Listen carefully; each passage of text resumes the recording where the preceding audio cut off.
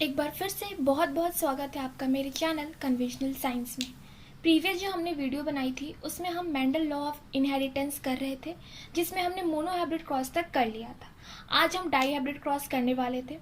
Die hybrid cross उसे कहते हैं जिसमें हम दो कैरेक्टर्स को एक साथ कंसिडर करते हैं एट ए टाइम। जैसे कि मोनो हाइब्रिड क्रॉस में हमने टॉल प्लांट्स और डॉव प्लांट की क्रॉसिंग कराई थी, उसी तरह डाई हाइब्रिड क्रॉस में हम दो कैरेक्टर्स को एक साथ लेते हैं। मतलब हमने एक प्लांट चुना जिसकी सीड जो है वो राउंड है और येलो है, मतलब राउंड भी है शेप में और येलो कलर की है। और दूसरी हमने प्लांट ली जिसकी सीड रिंकल्ड है, सिकुड़ी हुई है और ग्रीन कलर की है। हमने इन दोनों प्लांट्स की क्रॉसिंग कराई तो हमें जो F1 जनरेशन मिला वो हमें एक हाइब्रिड मिला। लेकिन चूंकि राउंड येलो डोमिनेंट कैरेक्टर है, इसलिए आर कैपिटल आर स्मॉल और कैपिटल वाई स्मॉल वाई, जो कैपिटल आर है वो राउंड येलो से निकला के प्लांट से निकला हुआ गैमेट है। चूंकि ये डोमिनेंट है इसलिए हमें रेड राउंड मिलेगा। और कैपिटल वाई स्मॉल वाई, तो जो कैपिटल वाई है वो रिंकल्ड ग्रीन, जो स्मॉल वाई है वो रिंकल्ड ग्रीन वाले प्लांट से आया है, और जो कैपिटल वाई है वो राउंड येलो सीड वाले प्लांट से आया है। तो चूंकि ये डोमिनेंट है इसलिए कैपिटल वाई ही बस अपना एक्सप्रेशन शो कर पाएगा, और इसलिए ये जो हमारा प्लांट होगा उसके सीड्स कैसे होंगे, राउंड येलो। लेकिन जब हम ये F1 हाइब्रिड को आपस में क्रॉस कराते हैं तो हमें सबसे पहले तो हमें चार गैमेट्स मिलेंगे। ये जो capital R capital Y small y है, इनसे हमें चार गैमेट्स मिलेंगे। कैसे? क्योंकि चार पॉसिबिलिटीज हो रही हैं। कैसे हमें चार गैमेट्स मिले, तो हम यहाँ देखते हैं। हमारा F1 हाइब्रिड जो आया है वो है capital R capital Y small y. हमारी हाइब्रिड कौन कौन सी हो सकती है? तो ये दोनों तो आपस में करेंगे नहीं क्योंकि ये दोनों शेप वाले हैं, तो ये वाले करेंगे कैपिटल वाई से या फिर स्मॉल वाई से। तो आप देखिए, capital Y capital R small y एक हो सकता है, फिर ये कैपिटल वाई स्मॉल वाई से कर सकता है। तो एक आया अपना कैपिटल आर कैपिटल वाई और दूसरा आया कैपिटल आर स्मॉल वाई। ये आर वाला तो खत्म हो गया। अब इस आर के लिए देखते हैं, तो ये आर कर सकता है अपने कैपिटल वाई से, तो स्मॉल आर कैपिटल वाई, और फिर ये आर कर सकता है स्मॉल वाई से भी, तो capital small r small y. तो हमें चार तरह के गैमेट्स मिले।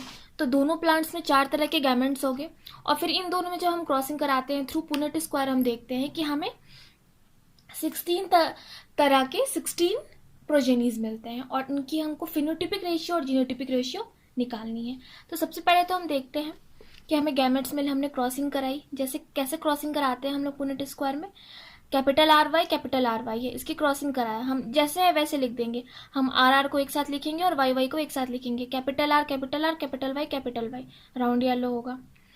उसी तरह फिर आर वाई को हम लोग स्मॉल आर और कैपिटल वाई से करवाया, तो देखा R small r capital Y तो येलो होगा। और चूंकि ये आर है, लेकिन यहाँ पे ये जो है रिंकल्ड ग्रीन से आया है स्मॉल, और ये आर जो है ये राउंड येलो से आया है।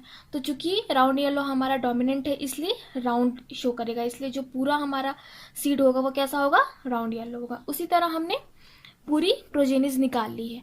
अब हमको इसका फिनोटिपिक रेशियो देखना है। तो सबसे पहले तो हम देखते हैं कि हम 4 टाइप्स ऑफ हमें प्लांट्स मिल रहे हैं। कौन कौन से प्लांट्स मिल रहे हैं? राउंड येलो मिल रहे हैं। अब राउंड येलो हम देखेंगे कि यहाँ पे राउंड येलो कौन कौन से हैं। जब हम गिनते हैं तो हम देखते हैं कि यहाँ पे 9 राउंड येलो प्लांट्स है ना। उसी तरह हम राउंड ग्रीन के लिए जब देखते हैं तो राउंड ग्रीन किस केस में होगा, राउंड ग्रीन तक जिस केस में होगा, ग्रीन तभी शो होगा जब 2 स्मॉल वाई हो होमोजाइगस कंडीशन में। तो यहाँ पे 2 स्मॉल वाई होमोजाइगस कंडीशन में है, यहाँ पे भी 2 वाई होमोजाइगस कंडीशन में है, और यहाँ पे भी 2 वाई होमोजाइगस कंडीशन में। तो राउंड ग्रीन उस कंडीशन में होगा। तो हमें 3 राउंड ग्रीन मिले। उसी प्रकार हमें रिंकल्ड येलो 3 तरह के मिलेंगे। रिंकल्ड येलो कब मिलेगा?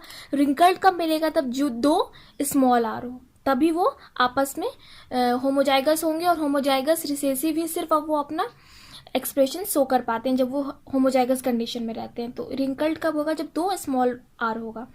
तो हम देखते हैं कि स्मॉल आर कहाँ कहाँ है। ये तो हमारा रिंकल्ड ग्रीन है और ये एक ही है बस, तो इसके लिए तो एक लिख दिए। रिंकल्ड येलो हमारा कौन कौन सा है? तो रिंकल्ड येलो में हमें कौन 2 स्मॉल आर यहाँ पे दिख रहा है, तो ये हमारा रिंकल्ड येलो है। उसी तरह यहाँ पे भी हमें 2 स्मॉल आर दिख रहा है, और उसी तरह हमें यहाँ पे भी 2 स्मॉल आर मिल रहा है। तो इस तरह से हमारी फिनोटाइपिक रेशियो क्या होगी, फिर हमारी जो फिनोटाइपिक रेशियो होगी वो होगी 9:3:3:2। अब हमको देखना है कि हमारा जीनोटाइपिक रेशियो क्या होगा। तो पहले तो हमें जीनोटाइप रेशियो होता क्या है, तो जीनेटिकल अरेंजमेंट होता है कि जो भी हमारा फिनोटाइप आ रहा है वो किस तरह के जीन से आ रहा है, किस तरह के जीनेटिकल अरेंजमेंट से आ रहा है। तो हम यहाँ पे देखते हैं कि किस किस तरह के जीन अरेंजमेंट से।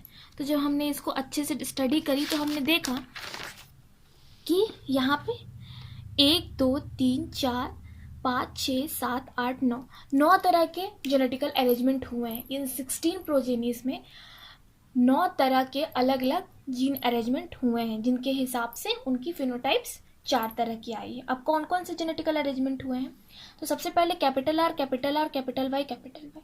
ये हम देखते हैं कि ये सिर्फ इस तरह का अरेंजमेंट सिर्फ एक ही है। Capital R, small r, capital Y देखते हैं तो हम देखते हैं कि इस तरह की जेनेटिकल अरेंजमेंट 2 जगह है। उसी तरह हम देखते जाएंगे, हम एक एक करके देखते जाएंगे और फिर देखते जाएंगे कि एक ही तरह का कितना है, या तो सिर्फ वो एक अकेला है या फिर उस तरह की जेनेटिकल अरेंजमेंट और भी है। तो इस तरह से जो हम जेनेटिकल अपना जीनोटिपिक रेशियो देखते हैं तो हमारा जीनोटिपिक रेशियो आता है 1:2:2:4:1:2:1:2। तो ये हो गया हमारा डाई हाइब्रिड क्रॉस खत्म। इसके पहले मैं आपको आगे बढ़ूँ, उसके पहले मैं आपको 2 टर्म्स और बताना चाहती हूँ जो कि बहुत इंपॉर्टेंट है। वो है आपको बैक क्रॉस और टेस्ट क्रॉस। सबसे पहले हम देखते हैं कि बैक क्रॉस क्या होता है। When F1 hybrid is crossed with the parent, may be recessive or dominant, it is known as back cross। जो हमारा F1 हाइब्रिड आया, मतलब जब हम मोनो हाइब्रिड क्रॉस कराते हैं तो जो भी हमारा F1 हाइब्रिड आता है, जैसे यहाँ पे हमारी टीटी आया, हमने जब टॉल प्लांट और ड्वार्फ प्लांट को आपस में क्रॉस कराया, इस टीटी को अगर हम किसी भी पेरेंट से, इस टीटी का क्रॉस हम या तो डोमिनेंट पेरेंट से या फिर हम रिसेसिव पेरेंट से कराते हैं, तो इस तरह के क्रॉस को हम बोलते हैं बैक क्रॉस। क्यों? क्योंकि F1 जनरेशन है और हम पेरेंट से करा रहे हैं, मतलब हम लोग पीछे जा रहे हैं, है ना, तो इसलिए हम इसको बोलते हैं बैक क्रॉस। अब आता है टेस्ट क्रॉस। टेस्ट क्रॉस जो है वो भी एक टाइप ऑफ बैक क्रॉस है। टेस्ट क्रॉस में हम सिर्फ रिसेसिव पेरेंट से करवाते हैं। बैक क्रॉस में हम दोनों में से किसी पेरेंट से करवा सकते हैं, बट टेस्ट क्रॉस में हम सिर्फ F1 जो हाइब्रिड है उसका क्रॉस रिसेसिव पेरेंट से कराते हैं। तो जब हम कराते हैं उनका क्रॉस तो हम देखते हैं कि जो हमें फिनोटिपिक रेशियो मिला हमें, तो हम देखते हैं कि जो 50% टॉल आए और 50% ड्वार्फ आए।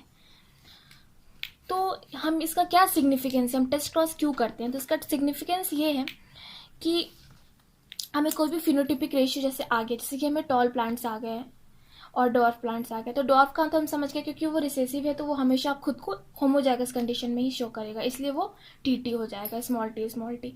बट अगर टॉल आया है तो टॉल तो अपने आप को 2 कंडीशन में शो कर पाएगा, हेट्रोजाइगस में भी शो कर रहा है और होमोजाइगस में भी शो कर रहा है।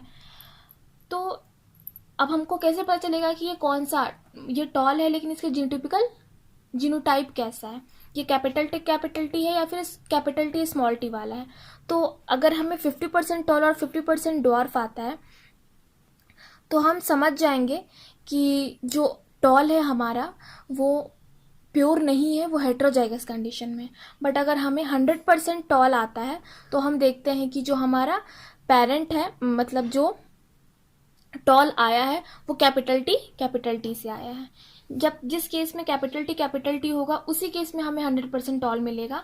लेकिन अगर कैपिटल टी स्मॉल टी का हम टेस्ट क्रॉस कराते हैं, मतलब उसको रेसिसिव प्लांट से क्रॉस करवाते हैं, तो हम देखते हैं कि हमें 50% टॉल और 50% डॉर्फ मिलेगा। तो हम समझ जाएंगे कि जो हमारा टॉल है वो कैपिटल टी स्मॉल टी से आया है। तो हम इस तरह से उनकी जीनोटिपिकल रेशियो, जीनोटाइप, जेनेटिकल अरेंजमेंट को भी पता कर सकते हैं। तो ये सिग्निफिकेंस है टेस्ट क्रॉस का। अब हम चलते हैं अपने अगले टॉपिक पे,